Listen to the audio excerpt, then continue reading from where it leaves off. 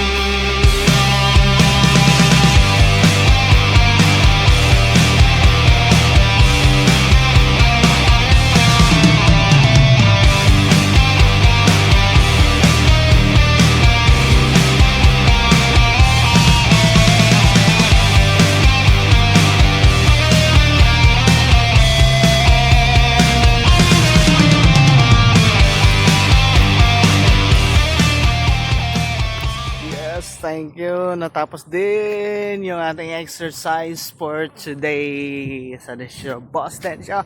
Nagsasabing ang buhay ay buhay-buhay lang. Puta.